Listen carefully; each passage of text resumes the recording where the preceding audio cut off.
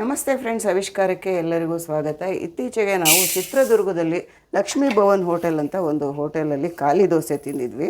ತುಂಬ ಅಂದರೆ ತುಂಬ ಟೇಸ್ಟಿಯಾಗಿ, ಸ್ಪಾಂಜಿಯಾಗಿ ತುಂಬ ಚೆನ್ನಾಗಿತ್ತು ದೋಸೆ. ಫ್ರೆಂಡ್ ಒಬ್ಬರು ಹೇಳಿದರು, ಚಿತ್ರದುರ್ಗಕ್ಕೆ ಹೋದರೆ ಅಲ್ಲಿ ದೋಸೆ ತಿಂದೇ ಬರಬೇಡಿ ಅಂತ. ಹಾಗಾಗಿ ಟೇಸ್ಟ್ ಮಾಡಿದ್ವಿ. ಹೋಟೆಲ್ನವರು ಯೂಶ್ವಲಿ ಅವರ ಟ್ರೇಡ್ ಸೀಕ್ರೆಟ್ನ ಬಿಟ್ಕೊಡಲ್ಲ. ಅದನ್ನು ತಿನ್ಕೊಂಡು ಬಂದಮೇಲೆ ನಾನು ನನ್ನದೇ ಒಂದು ಮೆಜರ್ಮೆಂಟಲ್ಲಿ ಅದನ್ನೊಂದು ಸಲ ಟ್ರೈ ಮಾಡಿದೆ. ಅಷ್ಟೇ ಚೆನ್ನಾಗಿ ಬಂತು. ಹಾಗಾಗಿ ಅದನ್ನು ಶೇರ್ ಮಾಡೋಣ ಅಂತ.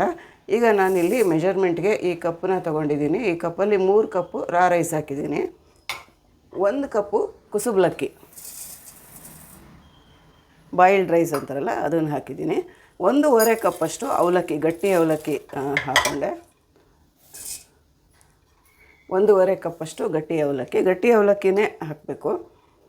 2 ಟೀ ಸ್ಪೂನಷ್ಟು ಉದ್ದಿನಕಾಳು ಅಥವಾ ಉದ್ದಿನಬೇಳೆ ಯಾವುದಾದ್ರೂ ಹಾಕ್ಬೋದು. ಅರ್ಧ ಟೀ ಸ್ಪೂನಷ್ಟು ಮೆಂತ್ಯ. ಇಷ್ಟೇ ಸಾಮಗ್ರಿಗಳು. ಇದನ್ನು ಈಗ 1-2 ಸಲ ಚೆನ್ನಾಗಿ ತೊಳೆದು ಬಿಡೋಣ.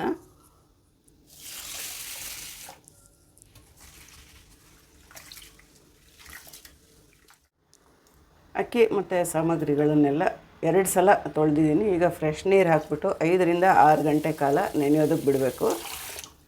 5-6 ಗಂಟೆ ಕಾಲ ನೆಂದ ಮೇಲೆ ರುಬ್ಬಿಟ್ಟು ಫರ್ಮೆಂಟ್ ಆಗೋದಕ್ಕೆ ಬಿಡ್ತೀನಿ.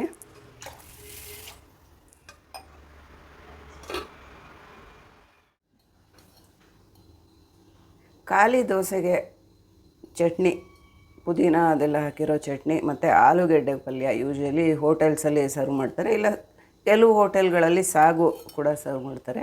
ನಾನಿವತ್ತು ಆಲೂಗೆಡ್ಡೆ ಪಲ್ಯ ಮಾಡಿರ್ತಾಯಿದ್ದೀನಿ. 4 ಟೀ ಸ್ಪೂನಷ್ಟು ಎಣ್ಣೆ ಹಾಕಿದ್ದೀನಿ ಒಂದು ಬಾಣಲಿನಲ್ಲಿ. ಆಲೂಗೆಡ್ಡೆ ಪಲ್ಯ ಸುಲಭವಾಗಿ ಮಾಡ್ಕೊಳ್ಳೋ ಅಂಥದ್ದು. ಮತ್ತು ಯಾವುದೇ ದೋಸೆಗೆ ಆಲೂಗೆಡ್ಡೆ ಪಲ್ಯ ತುಂಬ ಚೆನ್ನಾಗಿ ಹೊಂದುತ್ತೆ. ತುಂಬ ಜಾಸ್ತಿ ಏನು ಎಣ್ಣೆ ಹಾಕೋದು ಬೇಡ. 4 ಟೀ ಸ್ಪೂನಷ್ಟು ಎಣ್ಣೆ ಹಾಕಿದ್ದೀನಿ. 2 ಸಣ್ಣ ಆಲೂಗೆಡ್ಡೆ ಬೇಯಿಸಿ ತೊಗೊಂಡಿದ್ದೀನಿ. ಸಾಸಿವೆ ಹಾಕ್ತಾಯಿದ್ದೀನಿ. ಉದ್ದಿನಬೇಳೆ, ಕಡಲೆಬೇಳೆ ಹಾಕಿದ್ರೆ ತುಂಬ ಚೆನ್ನಾಗಿರುತ್ತೆ ಆಲೂಗೆಡ್ಡೆ ಪಲ್ಯಕ್ಕೆ. ಹೋಟೆಲ್ಗಳಲ್ಲೆಲ್ಲ ಉದ್ದಿನಬೇಳೆ, ಕಡಲೆಬೇಳೆ ಒಗ್ಗರಣೆ ಮೇಲೆ ಹಾಕ್ತಾರೆ.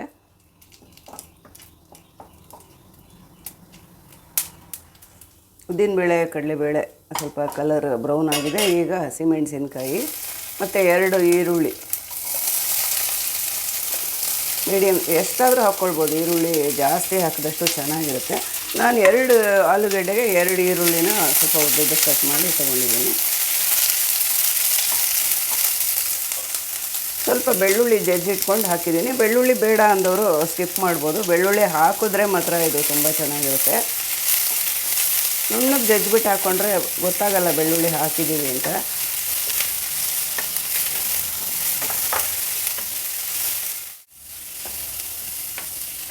ಈಗ ಈರುಳ್ಳಿ ಫ್ರೈ ಆಗಿದೆ. ಈಗ ಸ್ವಲ್ಪ ನೀರು ಹಾಕಿದ್ರೆ ಇದು ಪಲ್ಯಕ್ಕೆ ತುಂಬ ಚೆನ್ನಾಗಿರುತ್ತೆ.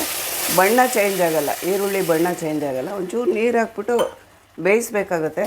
ಯಾಕೆಂದರೆ ಅಷ್ಟೊಂದು ಎಣ್ಣೆ ಹಾಕಿ ಎಣ್ಣೆಲೇ ಫ್ರೈ ಮಾಡೋ ಥರ ಆದರೆ ತುಂಬ ಜಿಡ್ಡಾಗಿಬಿಡುತ್ತೆ. ಯಾಕೆಂದರೆ ದೋಸೆಗೂ ತುಪ್ಪ, ಬೆಣ್ಣೆ ಆ ಥರ ಹಾಕಿರ್ತೀವಿ. ಹಾಗಾಗಿ ಈ ಥರ ಒಂಚೂರು ನೀರು ಹಾಕಿ ಮಾಡಿ ನೋಡಿ, ಸಖತ್ತಾಗಿರುತ್ತೆ.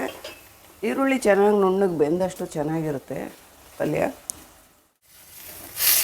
ಈಗ ನೋಡಿ, ಈರುಳ್ಳಿ ಚೆನ್ನಾಗಿ ಬೆಂದಿದೆ ಸಾಫ್ಟಾಗಿ. ನೀರೆಲ್ಲ ಹಿಂಗಿದೆ. ಇದು ಒಂದು ಒಳ್ಳೆ ಟ್ರಿಕ್ಕು. ಜಾಸ್ತಿ ಎಣ್ಣೆ ಹಾಕೋದನ್ನು ಅವಾಯ್ಡ್ ಮಾಡಬೇಕಂದ್ರೆ ಈ ಥರ ಒಂಚೂರು ನೀರು ಹಾಕಿ ಈರುಳ್ಳಿನ ಬೇಯಿಸಬೇಕು. ಕಡಿಮೆ ಎಣ್ಣೆಲಿ ಒಗ್ಗರಣೆ ಮಾಡಿರ್ತೀವಿ. ಸ್ವಲ್ಪ ಅರಿಶಿನದ ಪುಡಿ, ಉಪ್ಪು, ಅರ್ಧ ಟೀ ಸ್ಪೂನಷ್ಟು ಉಪ್ಪು ಹಾಕಿದ್ದೀನಿ. 2 ಆಲೂಗೆಡ್ಡೆ, 2 ಈರುಳ್ಳಿಗೆ ಅರ್ಧ ಸ್ಪೂನ್ ಉಪ್ಪು. ಆಲೂಗೆಡ್ಡೆ ಪಲ್ಯಕ್ಕೆ ಉಪ್ಪು ಜಾಸ್ತಿ ಹಿಡಿಯಲ್ಲ, ನೋಡಿಕೊಂಡೇ ಉಪ್ಪು ಹಾಕಬೇಕು. ಜಾಸ್ತಿ ಉಪ್ಪಾದರೆ ಟೇಸ್ಟ್ ಎಲ್ಲ ಹಾಳಾಗುತ್ತೆ. ಮಧ್ಯದಲ್ಲಿ ಕರಿಬೇವಿನ ಸೊಪ್ಪು ಹಾಕಿದೆ, ಅದೊಂಚೂರು ಮಿಸ್ ಆಯಿತು, ರೆಕಾರ್ಡ್ ಆಗಿರಲಿಲ್ಲ. ಕರಿಬೇವಿನ ಸೊಪ್ಪು ಒಗ್ಗರಣೆಯಲ್ಲಿ ಹಾಕಬೇಕು ಈ ಪಲ್ಯಕ್ಕೆ. ಈಗ 2 ಆಲೂಗೆಡ್ಡೆನ ಸ್ಮ್ಯಾಶ್ ಮಾಡಿ ಇಟ್ಕೊಂಡಿದ್ದೀನಿ, ಅದನ್ನು ಮಿಕ್ಸ್ ಮಾಡ್ತಾಯಿದ್ದೀನಿ. ಚೆನ್ನಾಗಿ ಬೇಯಿಸಿಟ್ಕೊಂಡು ಮೊದಲೇ ಕೈಯಲ್ಲಿ ಪುಡಿ ಮಾಡಿ ಹಾಕಬೇಕಾಗತ್ತೆ.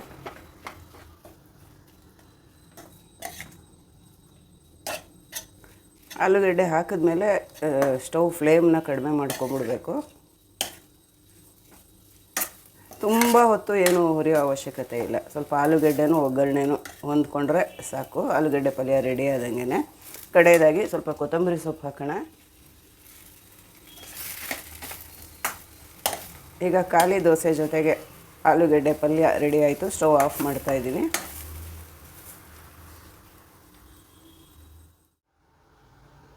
ಖಾಲಿ ದೋಸೆಗೆ ಅಂತ ಅಕ್ಕಿ, ಉದ್ದಿನಬೇಳೆ, ಮೆಂತ್ಯ, ಅವಲಕ್ಕಿ ಇಷ್ಟು ಐಟಮ್ಸ್ನು 5ರಿಂದ 6 ಗಂಟೆ ಕಾಲ ನೆನೆಸಿ ಅದಾದಮೇಲೆ ರುಬ್ಬಿ 8 ಗಂಟೆ ಕಾಲ ಫರ್ಮೆಂಟ್ ಆಗೋದಕ್ಕೆ ಬಿಟ್ಟಿದ್ದೆ.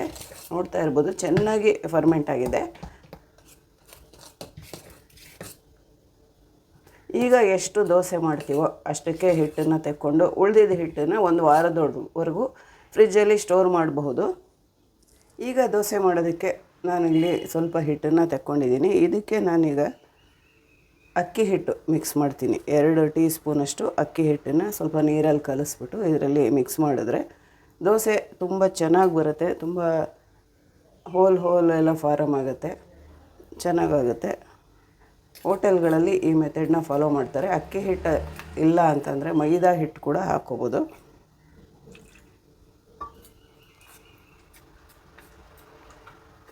ಗಂಟಿಲ್ಲದೆ ಇರೋಂಗೆ ಚೆನ್ನಾಗಿ ಕಲಿಸ್ಬಿಟ್ಟು ಮಿಕ್ಸ್ ಮಾಡಬೇಕು.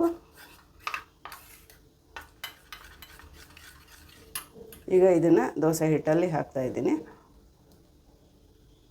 ಇದ್ರ ಜೊತೆಗೆ ಸೋಡಾ ಅಥವಾ ಏನಾದರೂ ಸ್ವಲ್ಪ ಹಾಕಿದ್ರೆ ದೋಸೆ ಸ್ಪಾಂಜಿಯಾಗಿ ಚೆನ್ನಾಗಿ ಬರುತ್ತೆ. ಸೋಡಾ ಹಾಕೋದನ್ನು ಅವಾಯ್ಡ್ ಮಾಡಬೇಕು ಅಂತ ನಾನು ಇಲ್ಲಿ ಸ್ವಲ್ಪ ಹಾಕ್ತೀನಿ. ಒಂದು 1/4 ಟೀ ಸ್ಪೂನಷ್ಟೇ ಹಾಕಿದೆ. ನಿಮ್ಗೆ ಇಷ್ಟ ಇಲ್ಲದೇ ಇದ್ದರೆ ಅವಾಯ್ಡ್ ಮಾಡ್ಬೋದು. ಸೋಡಾ ಎಲ್ಲನೂ ಅವಾಯ್ಡ್ ಮಾಡ್ಬೋದು. ಹಾಕದೇ ಇದ್ರೂ ದೋಸೆ ಚೆನ್ನಾಗೇ ಬರುತ್ತೆ. ಈಗ ದೋಸೆ ರೆಡಿ ಮಾಡ್ಕೊಳ್ಳೋಣ. ಉಪ್ಪು ಹಾಕಿ ಕಲಸಿಟ್ಬಿಟ್ಟಿದ್ದೆ, ಯಾಕೆಂದರೆ ಇದಕ್ಕೆ ನಾವು ಉದ್ದಿನಬೇಳೆ ಎಲ್ಲ ಜಾಸ್ತಿ ಹಾಕಲ್ಲ. ಸ್ವಲ್ಪ ಹಾಕೋದ್ರಿಂದ ಫರ್ಮೆಂಟ್ ಆಗೋದಕ್ಕೆ ಸ್ವಲ್ಪ ಕಷ್ಟ ಆಗುತ್ತೆ. ಅದಕ್ಕೆ ಉಪ್ಪು ಹಾಕಿದ್ರೆ ಚೆನ್ನಾಗಿ ಫರ್ಮೆಂಟ್ ಆಗುತ್ತೆ, ಫರ್ಮೆಂಟೇಷನ್ಗೆ ಹೆಲ್ಪ್ ಆಗುತ್ತೆ ಅಂತ ಉಪ್ಪು ಹಾಕಿ ಕಲಸಿಟ್ಬಿಟ್ಟಿದ್ದೆ. ಉಪ್ಪು ಒಂದು ಅರ್ಧ ಟೀ ಸ್ಪೂನಷ್ಟು ಸಕ್ಕರೆ ಎರಡನ್ನೂ ಹಾಕಿ ಕಲಸಿಟ್ಟಿದ್ದೆ. ಈಗ ದೋಸೆ ರೆಡಿ ಮಾಡ್ಕೊಳ್ಳೋಣ. ಈ ಹದದಲ್ಲಿದೆ.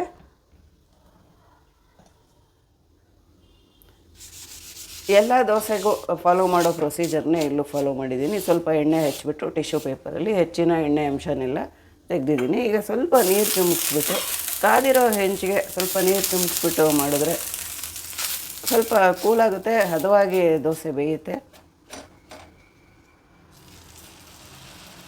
ಖಾಲಿ ದೋಸೆನ ತುಂಬ ತೆಳುವಾಗಿ ಸ್ಪ್ರೆಡ್ ಮಾಡಬಾರ್ದು, ಸ್ವಲ್ಪ ದಪ್ಪದಾಗೆ ಇರಬೇಕು.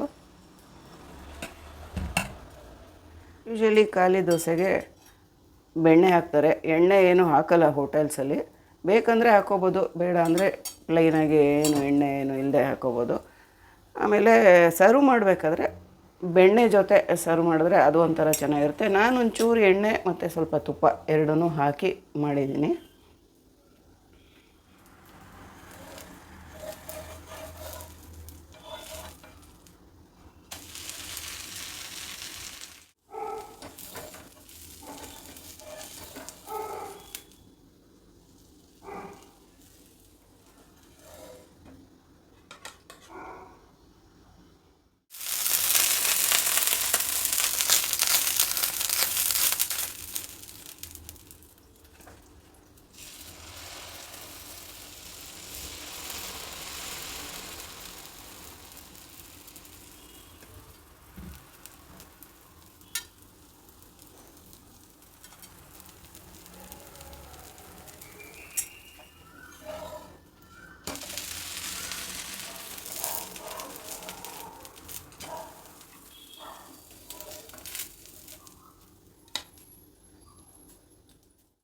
ಚಿತ್ರದುರ್ಗದ ಲಕ್ಷ್ಮೀ ಭವನ್ ಹೋಟೆಲ್ ಸ್ಪೆಷಲ್ ಖಾಲಿ ದೋಸೆ ಸಖತ್ತಾಗಿ ಬಂದಿರುತ್ತೆ. ಈ ಮೆಥಡ್ ನೀವು ಒಂದು ಸಲ ಫಾಲೋ ಮಾಡಿ ಖಾಲಿ ದೋಸೆನ ಪ್ರಿಪೇರ್ ಮಾಡಿ, ಎಲ್ರಿಗೂ ಇಷ್ಟ ಆಗುತ್ತೆ ಅಂತ ನನಗಂತೂ ನಂಬಿಕೆ ಇದೆ.